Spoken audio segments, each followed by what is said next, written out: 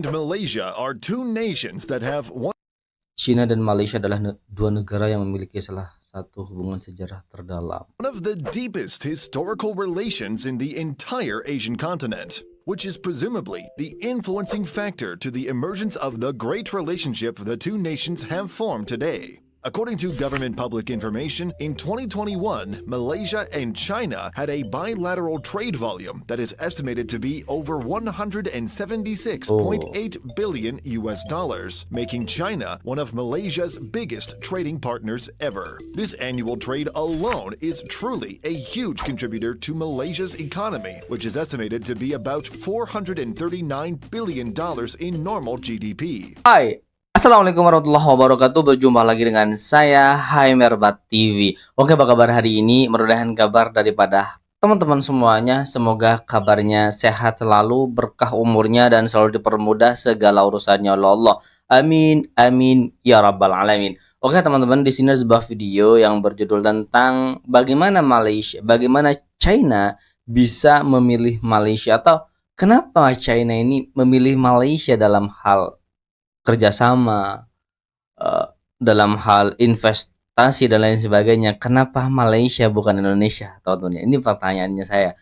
Kenapa? Mungkin jawabannya ada di video kali ini, teman-teman. Oke, seperti videonya, jom kita simak bersama-sama. Let's go. And Malaysia are two nations that have one China dan Malaysia adalah dua negara yang memiliki salah satu hubungan sejarah terdalam. of the deepest historical relations in the entire Asian continent, which is presumably the influencing factor to the emergence of the great relationship the two nations have formed today. According to government public information, in 2021, Malaysia and China had a bilateral trade volume that is estimated to be over 176.8 billion US dollars, making China one of Malaysia's biggest trading partners ever. This annual trade alone is truly a huge contributor to Malaysia's economy, which is estimated to be about $439 billion in normal GDP. Furthermore, China is also amongst the largest sources of foreign direct investments within Malaysia. In 2021, the year Malaysia received its largest bulk of foreign investments, estimated to be about $69 billion. China has emerged as the third largest source, investing around $7 billion, which is just behind Singapore and the Netherlands. But more previous data has also shown that China has consistently been a large source of investments, like in 2020, when they were the largest source of investments, more than the next two combined, when they paved the way for over $4 billion. These investments are so profound that the Malaysian Investment Development Authority has said that these Chinese-led investments had paved the way for close to 50,000 job opportunities within the borders of Malaysia. Furthermore, the majority of these investments in recent years have been linked to Malaysia's manufacturing sector, which is a key destination for the country. This is because manufacturing has played an important role in driving economic growth for Malaysia. They had emerged as amongst the largest in several subcategories, and one that is well known in its role within the solar energy field. A separate study was also published in the International Journal of China Studies, done by individuals coming from Malaysia's prominent universities. The study, which was done in 2021, had found that there was a link between China's foreign investments affecting Malaysia's to be more export-oriented, hence pushing their economic growth much higher. Such a key formulation of relationships had rather been argued as being formed way back throughout their deep historical relations with one another. It is well reported throughout their different evidence articles that show the Malaysian and Chinese people were in contact around the 3rd century BC, and further records have shown throughout the 5th to the 7th century AD when Malaysia and China had begun trading. This led to the influx of knowledge of each other and paved the way for further collaboration throughout history. It is said that the Sultanate of Malacca had officially established political and economic ties with the Ming dynasty of China. Fast forward to the 14th century and all the way to the dari 19th dulu century, berarti ya. the Great Chinese Immigration began. It sparked the rise of Malaysian Chinese or Perenikans. It was a wave that helped form Malaysia's economy and population to grow extraordinarily. Known to be the descendants of southern Chinese immigrants, they form approximately around 6.7 million people in Malaysia today, which is approximately 22.4% of the entire population. Their roots in the economy of Malaysia are even more surprising after a book written by a professor published in 2000 that indicated Chinese Malaysians managed a whopping 75.8% of the economy in 1991. Further documents have also shown that the majority of Malaysia's richest people throughout its modern history from the 1970s till today shows that Chinese or Chinese descendants were amongst the richest people in the entire population, holding about 45.5% of the total equity ownership in the entire Malaysian business sector is a likely huge part of how Malaysia has emerged to become such a strong economy.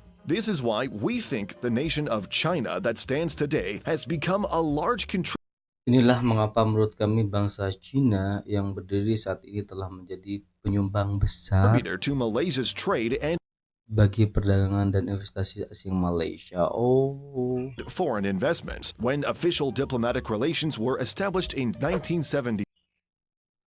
berarti teman-teman ya, dari tahun 1974 kedua negara yang kurang komunikasi. Awalnya kurang komunikasi, diplomasi antara Malaysia dan China dulu memang kurang, tapi sekarang sudah mulai menguat lagi ya. Inilah alasannya kenapa China itu memilih Malaysia.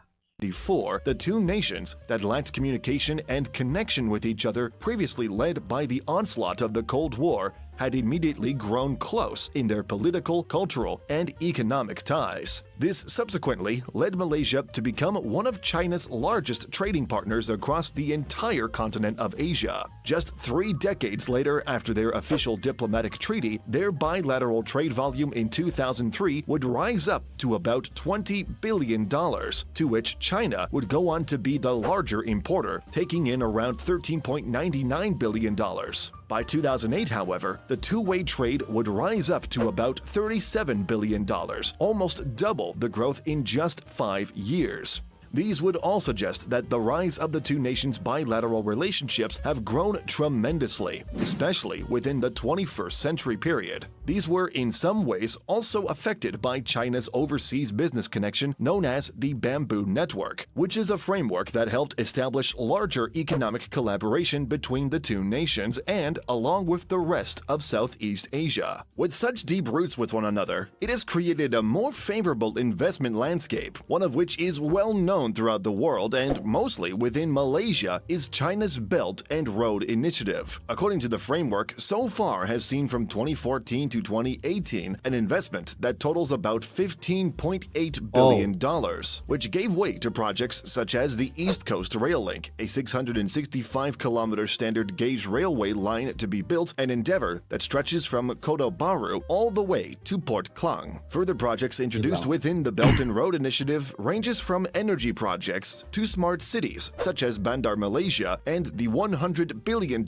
project Forest City, which is amongst the world's largest and most ambitious mega projects ever. And these are just quite frankly linked to a lot more of other pipeline projects. These, however, were mostly either cancelled or postponed, with only a few that actually made it to see the full light of day. What had happened? Well, issues with the project itself, as some say, are either cost or the complexity of constructing billion-dollar initiatives. From the general looks of it, the government of Malaysia, which had changed, had rather looked differently over such complex and overpriced megaprojects. This may have influenced the brains of the top leaders because of several allegations within the Belt and Road Initiative itself, such as bringing a nation's debt to sky high. But this is a subjective statement and cannot really be argued on a short video basis alone. Frankly, however, these bilateral special or so relationships have also been seen as quite a distraught by some across the Malaysian population. Since the inception of their diplomatic treaty, a group of Malaysians has seen China lending support through communist parties around Southeast Asia and likely some in Malaysia as well. Further, some higher elites of Malaysia have also voiced distrust of the Chinese military affairs. These have likely to have happened because of China's growing role as an economic superpower and, along with its cash-rich nation, a formidable military force, which has emerged today as one of the single largest issues in Southeast Asia, known as the South China Sea territorial dispute. A problem that was once forgotten in the past has become somewhat of a problem to Malaysia today, as the Chinese are found to consistently violate treaties after treaties. Because of these Chinese-led military problems, it might occur to Malaysia that they may need to rely on pushing for a stronger and better military force within the nation's borders, hence separating the need to invest in other initiatives such as education and healthcare and pushing the money into military and defense equipment. Not a bad move, but not the best either. But it has also been noted that over the past decades, Malaysia, unlike its neighboring Southeast Asian nations, has been very quiet and has shunned confrontational rhetoric towards China. It has also been found as one of the most critics of the AUKUS alliance, a treaty that aims to build nuclear weapon submarines between the US, UK, and Australia, to which they had cited it raises regional tensions. Moreover, these are also not the only issues pertaining to the political relationship between Malaysia and China. Countless more problems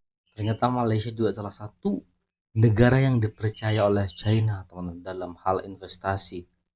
Wow, pantasan Malaysia itu semakin maju karena tidak hanya negara-negara di Asia yang percaya kepada Malaysia, tapi raksasa dunia salah satunya adalah China. Itu percaya kepada Malaysia loh.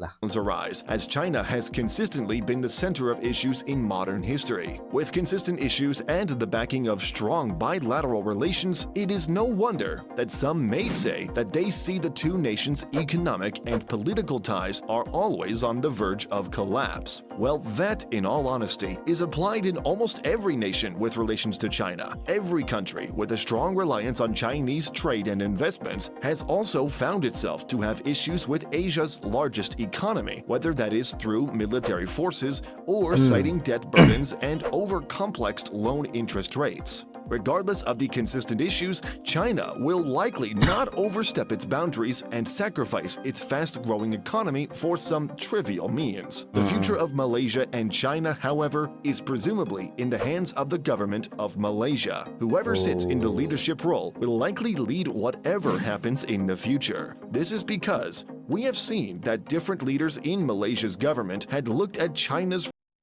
oke teman-teman ya. Wow, Cina loh lebih memilih Malaysia dibandingkan dengan Indonesia, teman-teman ya, dalam hal investasi. Gak nanggung-nanggung, ngebet langsung 20 miliar dolar, teman-teman ya. Gila. Hebat loh. Malaysia bisa menarik perhatian kepada China, teman-teman. China bukan negara sembarang loh. Gila. Raksasa dunia salah satunya adalah China. Selain dari Amerika adalah salah satunya adalah China. Oke, mungkin teman-teman punya pendapat lain terkait masalah hal ini, silahkan komen di kolom komentar. Baik, kita akhiri dan ketemu di next berikutnya. Assalamualaikum warahmatullahi wabarakatuh.